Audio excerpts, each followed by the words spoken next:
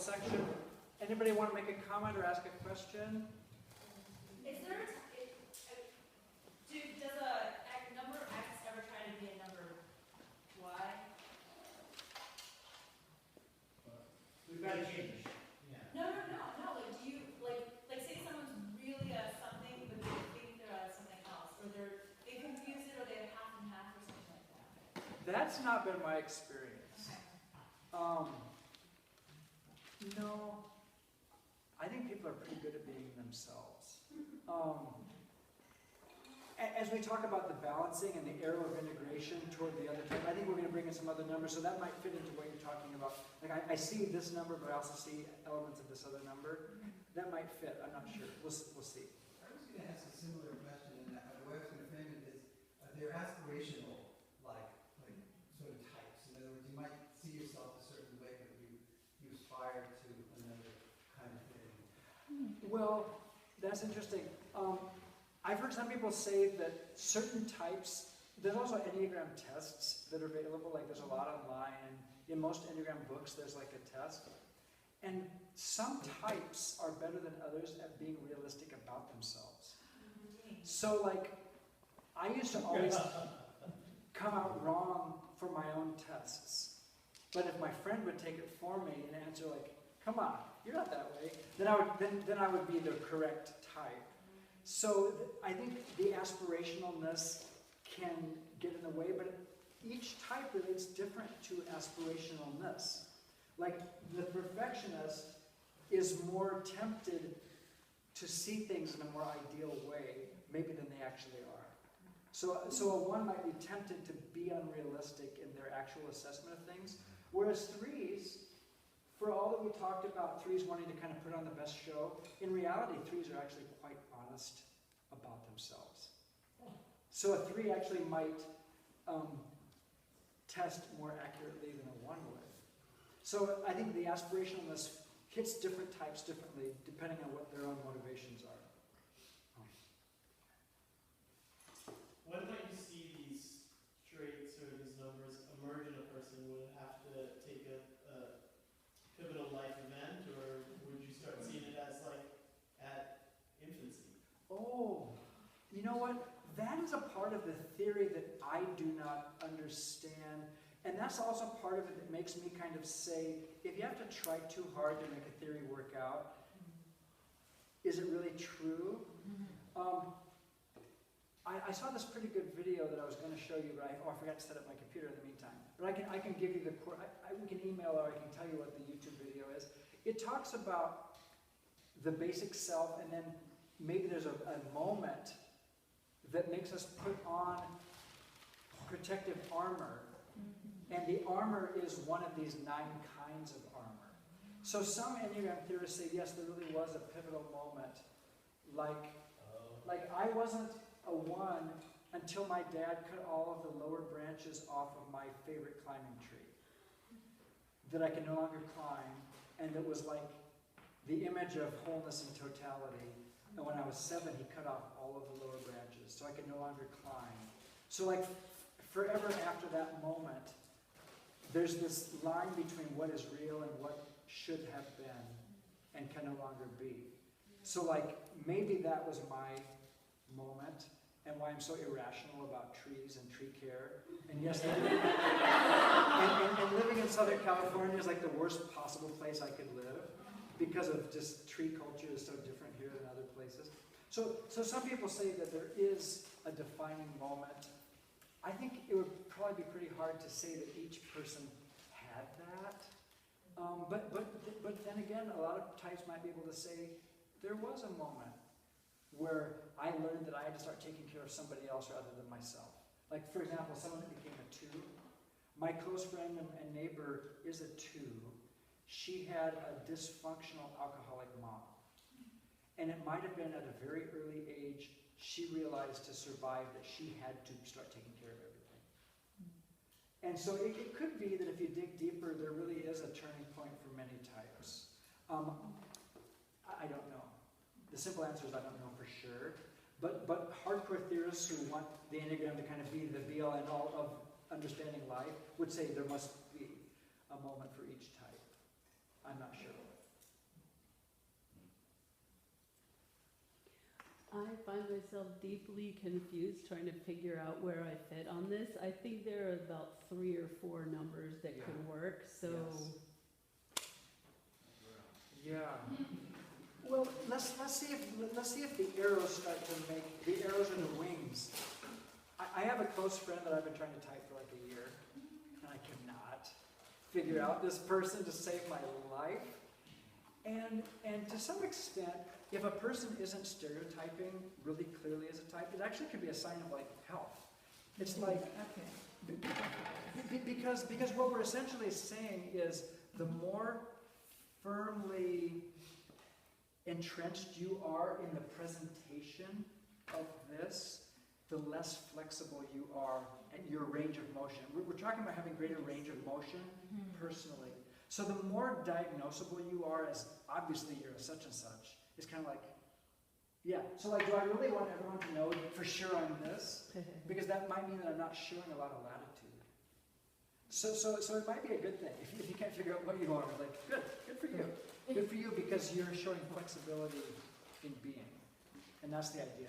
Our goal for this whole thing is to have flexibility. Yeah. Okay. If there aren't any other specific questions or comments, I'm going to go on into a case study.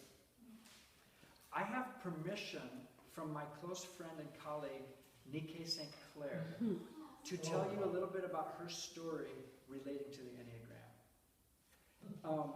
Now, what's kind of cool about her relating to this is she grew up in Hungary, and the Enneagram is big in Hungary, believe it or not. She and I share a church choir program in Laverne. I play, she conducts. We took a choir tour to Hungary, and we went to visit her mom's place in Western Hungary, right on the border of the Alps with Austria. We pull up to her back gate in our big bus, and what is there on the back gate but the Enneagram symbol? Like just on her gate. Because her mom like does the Enneagram and teaches the Enneagram, and they had like a guru who used the Enneagram to help them understand themselves better. So she and I, when we first met, we realized, oh, you do the Enneagram too? Like, oh my gosh, I did the Enneagram. So like, and we're in the LA Master Chorale together, so like, maybe we'll have some like great moment, we'll have some amazing moment with a conductor that kind of went a little bit far, and we'll just look at each other and say, 8. And there's no further processing needed. Like all the rest of the carpool cone of silences, operational in the Master Chorale, they're going like this all the way home. And we're kind of like, we look at each other, watch and say, 8. There's nothing more to say. There's no mystery. So it's like a shorthand that we can use with each other. But anyway, Nikkei considers herself a 3. She strives for excellence and success. She's very ambitious. She grew up in Hungary, came to another country as an immigrant to achieve success, and if you've ever heard her speak English, you know that she uses a bigger vocabulary than you do. And she'll correct you when you say less instead of fewer, or fewer instead of less. Like she said, that should have been fewer. I'm like 1. She was raised by a 1. She's not a 1, but her mom was a 1, so she's more picky also. Okay, and Nikkei, if you ever see this, hi. I love you. No, I'll tell her that it's being videotaped and see what she says about that, because that might relate to it too. But she did, anyway. So Nikkei is a 3. She gets things done. Let me say a little bit more about a 3. 3s pivot quickly. So like, because they're just needing to respond to the moment and make it work. So like, even if they just received bad news, I got a conductor rehearsal. I actually know a 3 choral conductor who tripped during a performance, broke legs, and finished conducting the performance. Because a 3 will just override, present, override. 3s are amazing. Okay. We talked a little bit before about how 3s, okay, and let's bring this back into conducting. okay, if I'm a 3 conductor, I'm probably going to be a pretty good administrator because I don't mind going through a to-do list and getting all the thing done that needs to be done. I don't mind plowing through stuff, and I'm not going to take everything so intensely that I have to do everything perfectly. 3s are natural triagers. They don't get bogged down where you don't have to get too bogged down. Don't make it mean more than it means. Just keep moving ahead. Keep moving ahead. Okay. But what is it about? And here's where we're going to get into the missing piece of who we might be. When I was talking to Dr. Bellin about this workshop, I used the image of a border. And I said, what if in ourself we have a border that we don't know is there? And there's a whole bunch of things on the other side of that border that are not things that we access because we don't even relate to them being a part of who we are or who we could be. So we have this kind of unseen, unrecognized border in us, and we just live out of this side of us. And we just go about life. My whole point for this presentation is, what if the material included in that border region is the missing key to a whole other aspect of my choral program, or my conducting, or my artistry, or my personhood, that my whole life will benefit from, and I want to realize that it's there. Okay, so that region I want to talk about with Nikkei, and with her permission, is the whole region of personal ownership of emotion and feeling. Because if I'm living my life to be successful in your eyes, and to be thought of as excellent by you, to get the teacher's approval or the parents' approval, where's the rest of who I am? And it's not that the 3s do not have a rich emotional life, but when do I access it? When do I give myself permission to do it? I have a piece that I'm going to talk about tomorrow called Inscapes, that has a movement that talks about a grove of trees getting cut down. Trees, it's about trees. Gerard Manley Hopkins, British poet, he was a student at Oxford, and he went back years later, and the grove of trees where he used to go walking had been completely cut down because of the Industrial Revolution and waterways and mills and the need to, it was just gone. This special place was just gone. And so he wrote a poem kind of memorializing this special place and all these trees. Well, she's a total nature person. She tells me, she said, Shawn, I can't think about that piece. I can't even think about it because I will not stop crying for the next 2 days. So I can't even go there. And so what I'm trying to say is that it's not that that part is not there, but how do I integrate that into my life as an artist if I feel it so much that I'm worried that I can't even present myself effectively to you as my choir or my audience. So, Nikkei had a transformative event last year that I was involved with. I was actually in her trio. We were part of the Orlando Di Lasso early music LA Master Chorale performance where we memorized this 21 movement, motet, suite. It's a big, huge work.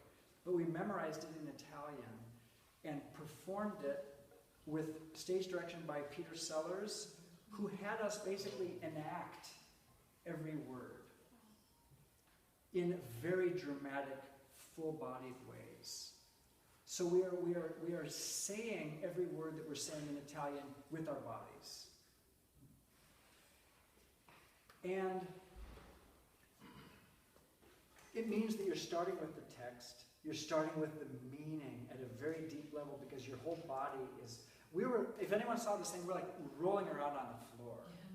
We're like collapsing into each other and like weeping with each other. I mean, dramatizing weeping and support, looking into someone else's eyes.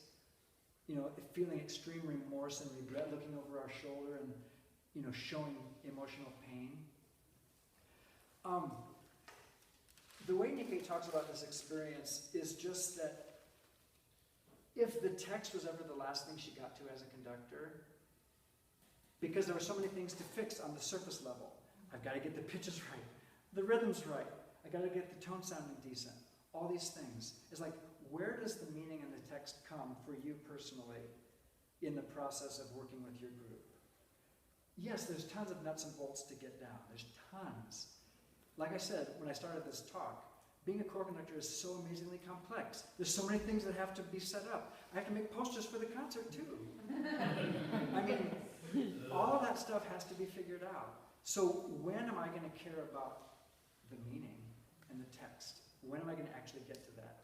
Oh yeah, there's a translation of this piece. Make sure you read it once before we perform it. That's honest to God truth for a lot of choirs, right? Including for me. I've done that and I've been in that a lot. But it's just the idea of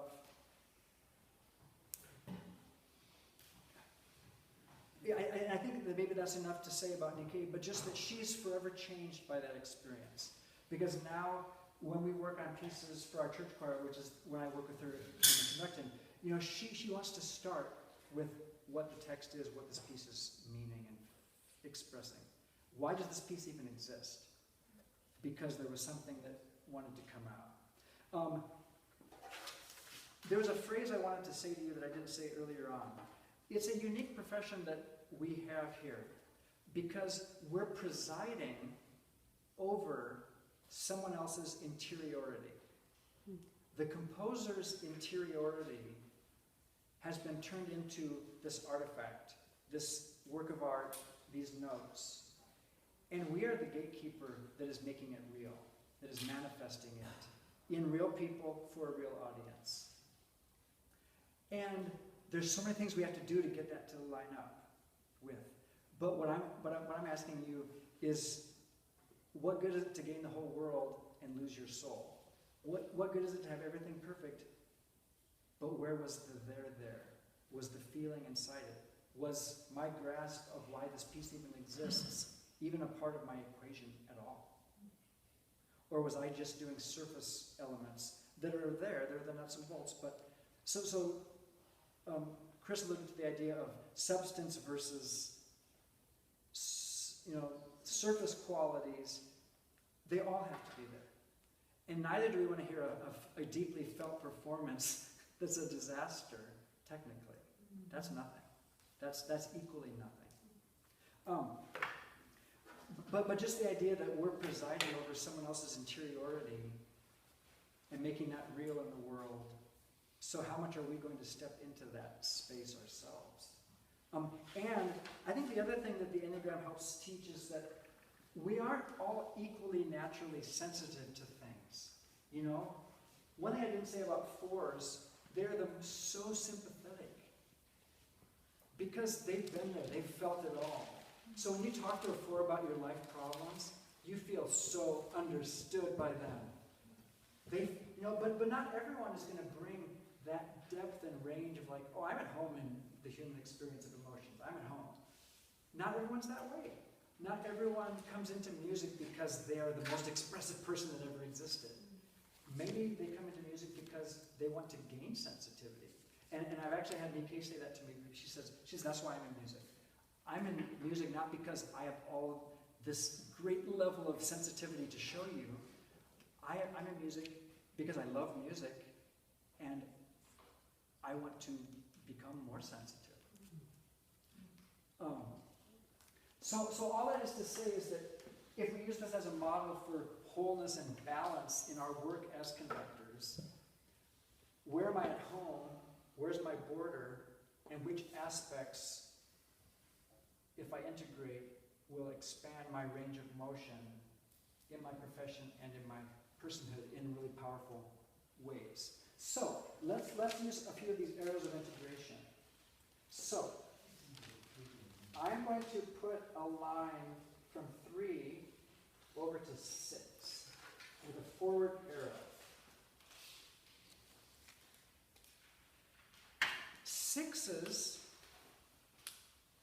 I'm not sure if I talked about 6s were good communicators because they can really own what's there for themselves. And 6s are always in touch with their own feelings, their own anxieties, they're not estranged from their own emotional experience of what this is feeling like right now. So the balancing for a 3 is one of the ways you can see it. In the Enneagram theory, we start picking up the traits across the arrow in our own balancing. I mean, you can expand it and say, why don't we want to pick up all the traits? But the way the Enneagram is structured, at least this is a specific leavening agent or a balancing agent for that type. So if I'm more outwardly focused here, then I'm going to be just very much focused on what my actual... I'm not sure that that's even the best example of it, but that's the one I'm stuck with right now because I use Nikki as my example. Let me use myself as an example here. If I'm a 1, I have an arrow to 7. That's where the area of integration is for 1s. 1s are always trying to fix everything because everything's messed up. But what are 7s good at? 7s are good at just sitting back and enjoying life and saying, this is pretty great. Like, I'm out here with my friends, I'm having pizza, and I'm drinking a nice glass of wine or something. Life's pretty good. So a 1 is balanced by, instead of having to fix everything, I can just enjoy what is. So that's one. I love 7s. I think also because 7s give me permission just to be happy and like things are fine. Like stop fixing everything. It's like good. So I'm going to keep tracing in some of these areas of integration just to kind of, and primarily in some ways this is a metaphor. This is a metaphor for, is there an aspect of selfhood that if I integrate into my life, my core program will benefit from it? That's the question I'm trying to have us ask as a metaphor. But I'll keep doing my arrows just while we're at it. Okay. 5s, the thinkers, the collectors of data, always asking why, can find themselves paralyzed into inaction because you just can't make a decision. I'm trying to buy a car, and the more I research all the cars I'm considering, the more I realize I cannot possibly choose a car. And then I'm going to eventually choose one. I'm going to spend the next 6 months second-guessing my decision. Okay. And I know 5s who live in this torture at all times. Okay. Their area of integration is toward 8, which is action. Sit out there and make it real. Do it, you know. So that's an example of that. Okay. 4s have an arrow of integration toward 1.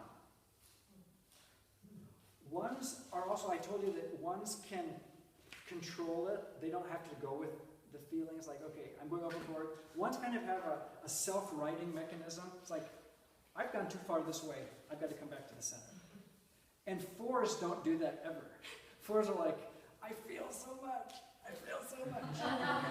but if a 4 picks up some of the balance of 1, then, and let's also say, let's imagine what strengths a 4 choral conductor brings. Great depth of feeling, great emotional authenticity, and ability to connect with other people. They also might bring instability, personal instability, because drama is like their middle name.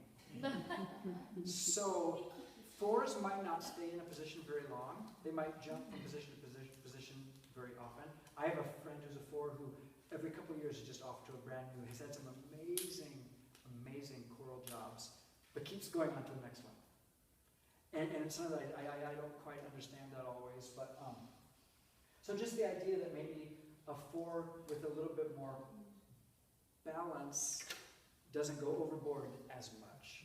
So imagine how that changes what you administrate in your program, or if on Facebook you're always telling everyone about the latest upset in your life as a 4, which some 4s do on Facebook and are very, very clear about it. It's like, wow, you're going through a lot of the time you're going through a lot. And I don't mean to be disrespectful because I love 4s, and I have a line before. I have to say that My line of disintegration is to 4. There's a disintegration that's the opposite way. So it's not like I can't identify with 4 stuff. Okay, let's just name a few others of these just to finish it. Okay, the 9, it's a little bit like the 5 to 8. Ambitionlessness goes toward the direction and sense of motion that a 3 would have. So a 9 is kind of tempted to say, oh, I don't want to work too hard. Oh, I don't want to be too stressed out about this. So a 9 might run a program saying, I'm not going to let it get to a certain level of intensity because I just don't roll that way. Well, that also might mean I'm not going to try things that are real pushes for my choir. I might not go for getting my students ready for a contest or an honor choir because it would just be too much work. And I don't want to have that much stress. But a 9 might want to pick up some of that ambition and that energy. So that's the leavening or the balancing that you would find across the thing. What about 2 to 4? That's the arrow of integration for a 2. 2, who's always focused on the other person. Oh, one thing I didn't say about 2s often can have health issues because they're taking care of everybody else but not themselves. Whereas 4s are good at focusing on themselves because their inner world is potent enough that they can't help it. But for a 2, to take on some of the self-regard that would be natural for a 4 is a balancing for them, actually. I'm going to take care of my own needs and my own opinions and my own feelings and not just worry about everybody else's. So that's an example of that kind of balancing for a 2. Likewise, a 7 goes to 5. Instead of my attention being on this and this and this and this, every other new thing, I'm going to have the focus, the depth of focus that a 5 scientist would have. That can spend 40 years of my life just researching a certain kind of centipede. So for a 7, that would be the balancing thing. Taking a scattered awareness toward a very focused awareness. I only have a few left. What do I not have? 8 to 2. Envision this with our president. I'm trying. Love, nurturing, help, support of others, magnanimity, hosting, hospitality. You know, I know some very strong 8s who are wonderful hosts. You know, to see that, all of that strength and energy turn into hospitality for somebody else is gorgeous. It is gorgeous to see that happen. It's beautiful. Because all the strength of the person directed toward another person instead of toward their own self, it's gorgeous. It's beautiful to see that. Okay, are there any arrows that we're missing? 6. What comes on 4? 4 integrates toward 1, And 2. and it disintegrates toward 2. It disintegrates toward 2, and it integrates toward 1. Basically, if you see the arrow going towards it, if you want to find the disintegration arrows, just go backwards on it. Okay, so the only one we don't have is 6 to 9. So 6s are stressed out all the time. 6s are the most anxiety-filled of the whole Enneagram. Wouldn't you be? If you're always scanning every single horizon to make sure everything's okay? And that is kind of a human condition. Sometimes I type my dogs. Like, I have a dog who's a 6. Because she's just trying to make sure that everything's okay at all times. Whereas I have another dog that's a 7. She pretty much just wants her food. She just wants to. But anyway, a 6 on vacation is also a beautiful thing. Because they can finally just relax and have serenity. Because they're not trying to fix, they're not trying to make it all work out. They're not trying to scan the horizon and make sure everything's okay. So a 6 picks up some of the serenity and like chill of a 9. So that's an example of how the Enneagram gives a template for, I have a few other notes for ways in which I've personally seen conducting with different types, so I thought I might just spend just a moment or two saying different things.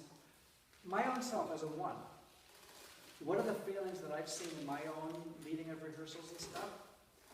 a 1 can't help but notice all the things that are wrong. So a 1 can suck at triage, and 1 can be dispiriting to the choir. Because if you stop every 5 seconds to fix everything, they're like, can we do anything right? Are we ever going to get anything right? So for a 1 to start discerning when I need to fix the issue, I don't have to fix every issue now immediately. I've seen myself lose momentum in rehearsals in that way. In ways in which the choir stops thinking they're as good as they actually are. Because I keep pointing out the errors of the person.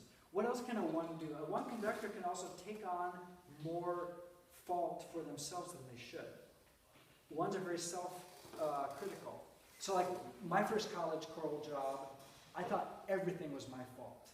I didn't lay anything on the students not having enough background, or I had a lot of students that didn't have as much of a choral background. I just thought everything was my fault. I'm just not good enough. I just suck. Everything's my fault. So a 1 can turn their own perfectionism on themselves in a dispiriting way also. I mean, I think those are some of the things that a 1 can do that might be problematic. On the other hand, I think some of the strengths that 1s have, I think 1s are great programmers because they're good at looking big picture, they're good at seeing themes. A 3, if they have to plan a program, they might just kind of want to make sure they've got all the pieces. I just want to choose the pieces. I don't care if I chose perfectly, I just want to get the pieces chosen. A 1's going to choose perfectly. So, oh my gosh, I had to work for a 1 conductor. If anyone was at National ACDA this year, I had a premiere with the Atlanta Master Chorale. This guy is a 1. Oh my gosh. Do you know that he sent back 2 other pieces that I was writing for him because they weren't what he was looking for? I wrote 3 pieces for him because he knew what he wanted. And hats off to him because he had the most amazing result in his programming. And if any of you have heard the Atlanta Master Chorale at ACDA, you know that the scope of where they went in the themes and the flow from one piece to the other, he was so sensitized to what will be the precise, perfect flow. And may I also add that the best meaning of perfect is whole and complete. It doesn't mean error-free. What a 1 wants more than anything is just the whole thing. I want every aspect. You know, I'm over here playing for you all singing, and I want all the notes right, I want all the tone to be beautiful. And then I want everything else too. I want the momentum of the music, I want the spiritual energy of the music. I want all of it. I want every single part of it to be there. That's what I want. So those are some of the strengths that one can also bring to a program. It also occurs to me that not all types are equally represented in the choral field. I'm not sure that all types are going to go into choral conducting. And honestly, I'm not sure if I know, you might disagree with me, I'm not sure I know a whole lot of type 2 conductors. I'm not sure. Who are centered in 2. Maybe they have a strong 3 wing. That would balance it out. Or a 1 wing would balance it out too. Okay, but would you say that you're a 2 choral conductor? That's how you feel? No, I was just going to ask a question. You're saying, okay, go The ahead. test I took said I won't say it. What types are least likely to go? Oh, what's least likely to go? Okay, I personally think that 6s are pretty unlikely to go into conducting because 6s prefer to be in a support role rather than a leadership role. That said, I know a lot of 6s who are like incredible leaders and pioneers in their jobs. I think it's more likely that the person who holds the department together is a 6, and they work with a person of a different type. That's what I think is more often seen. I'm not saying that there can't be, and I think 6s are probably very skilled. I have a close friend who's a 6 who's a great conductor, great kinesthetic intelligence, very expressive, very good at knowing practical decisions in a rehearsal, doesn't want the stress. The whole stress of having to be the leader, running everything, no, not interested. So, because of the 6, they don't want to go into something as stressful as choral conducting, because they already feel so much stress in their life, about life in general. So I think 6s might be a little bit unlikely to go into it. 5s might be a little bit unlikely, because 5s might become the musicologists. They're the ones that teach you music history, or they're the ones that are your choral lit professors, but maybe they're not your big stand up and conduct all the big groups. One of my professors at the University of Iowa was a 5, and he was our choral lit person. And what is his strength? He brings super interesting rep because he really knows it. They're really interested in all the big range, and they'll know all the other minor composers that you don't even know exist, and say, oh, do you know the this and this, the so and so by this? They'll just know tons of that stuff. I'm not sure if there's a huge amounts of 7s. There might be more 8s, or 8s with 7 wings. I think there's a lot of 8s that are conductors. A lot of them. Because 8s just feel so much forward momentum, they just are leaders automatically. They create a wake, and others follow. It's like a big motorboat on the river. It's like there's a wake. I mean, I think there probably might be a decent amount of 1-girl conductors. I'm not sure. I used to have a theory that all classical pianists are type 1s, because nobody else cared that much. Nobody else cared that much to practice that long. Maybe a 5. No one else cared that much. Let me see here. I have a few other things. Let's talk just a bit more about 8s. 8s obviously have leadership skills up the wazoo. When they assume the podium, you know who's in charge. And a room gets comfortable when a strong leader's on the podium. The room gets comfortable because they're kind of like, okay, you know where you're at, and so I know where I'm at. What might an 8 do? An 8 might make a piece a vehicle for their own power. Instead of expressing what the piece is expressing, they might just decide that this is going to be about my personal power and expressing it right now. That has actually happened to me on a piece before. It's like it was kind of a gentle, or at least maybe not super gentle, but it became a vehicle for the personal power of the 8 conductor. That's what happened in the concert. I'm like, oh, interesting. That just became completely about your power and not about the music I wrote. What else do I have in my little list here? When I was talking to Dr. Bellin about this, I have a theory that type 3 conductors are light on their feet. Like, instead of like this. Because a 3 tends to be flexible and want to be able to move and pivot fast and stuff. So I'm not sure. We can test this. If we have any self-identified 3s in the room. When I went to ACDA, I started developing all these things of like, oh my gosh. And let me say, one of the reasons I wanted to give this workshop, I started inventing this workshop, is because I went to ACDA, and 3 conductors tend to be able to get the results to make it to nationals. It's hard to make it to nationals and to get everything good enough. But what might a 3 conductor also do once they get to nationals?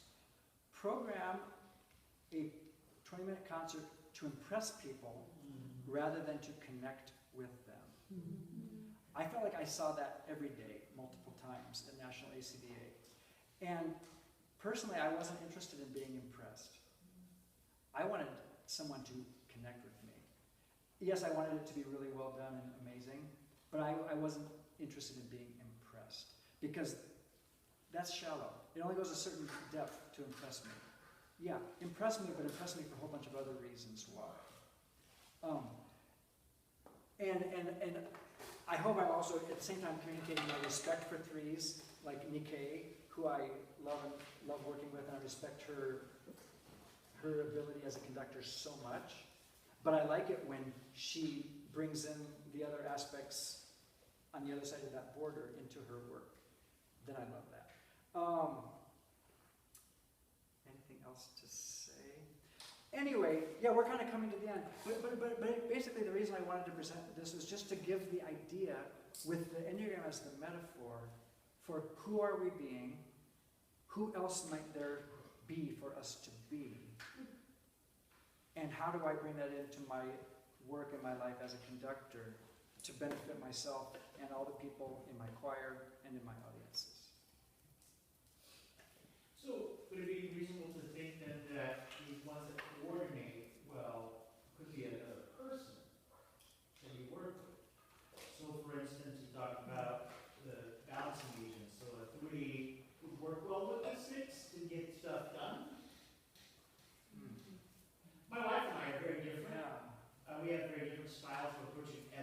Yes, yes, And we're both choral conductors. yes, And we both have programs, and we're constantly compared. yes, So we approach it completely different ways. But when we work together on a project, we are so effective because we're complementary. absolutely, So is that- absolutely. Okay, so finding people maybe who are. Oh, absolutely, Yeah. yes. I have Ryan Harrison, the front man in my jazz quartet. He and I are opposites in Myers-Briggs and in Enneagram things. We discovered that if we were putting together a program, if we both agreed on it, it was going to communicate with everybody. Because it would get my kinds of people and all the other kinds of people.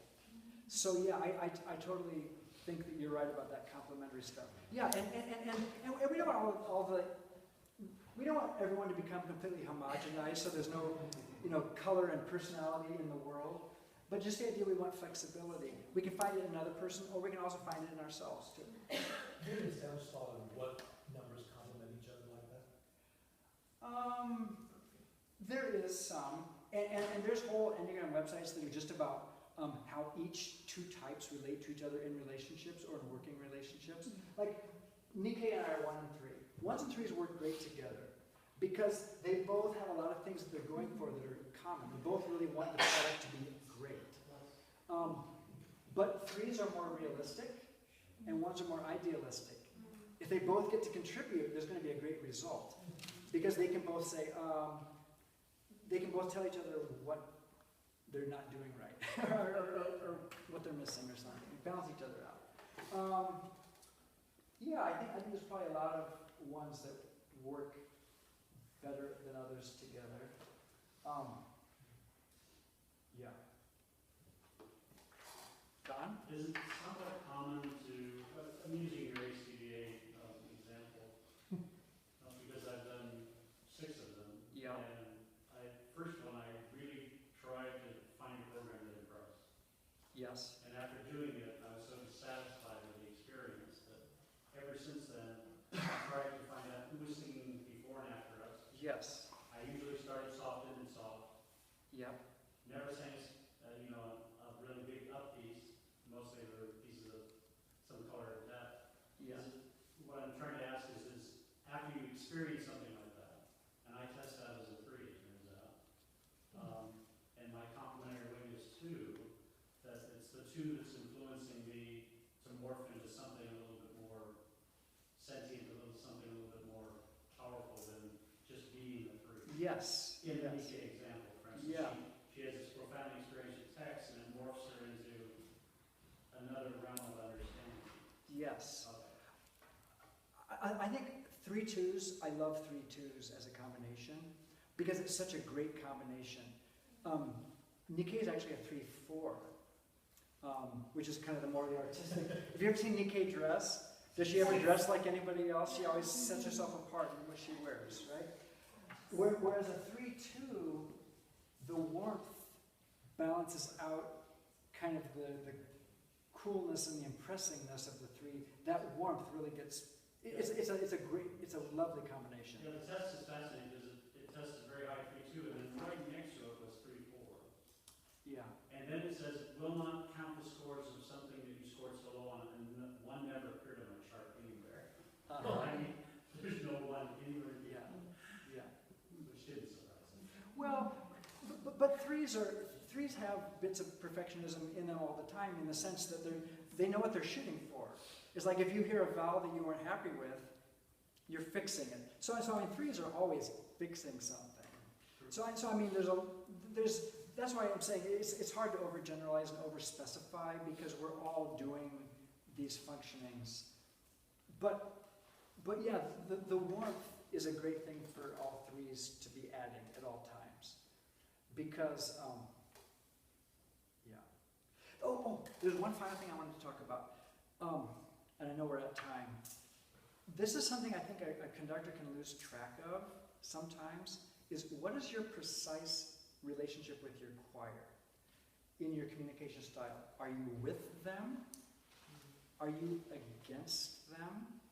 I think more often than we realize a conductor is actually against their choir. Maybe competing with I've seen this with voice types. Like whatever voice type you are, that section is the worst in your choir. Because you're competing with them and they're never good enough, but you're easier on the types that are not your voice type. Like, you're merciless to the women, but you're fine with the men. Or vice versa. Or vice versa. That happens. You know, and so I guess I just introduced that as I forgot to bring it up earlier. But various other types, 8s have probably the easiest time being against your choir. You know, like I'm in charge here, and you guys I'm the tyrant in the room, and whatever I say, you're going to just kind of deal with it. That's like you're actually against your choir. And I guess I'm just trying to give my bias, is that it's good when we're not against our choirs. It's good when we're with our choirs. So different types have greater temptation or tendency to be with or against, opposed to, competitive with, anxious to be better than. You know, a very average one wants to be better than others, so they're always putting others down. You know, so how am I positioning myself with my choir? These things might be going on, and as stress level increases, the negative aspect might increase also. Okay, Thank you, Shawn. that's funny. So, thank you so much.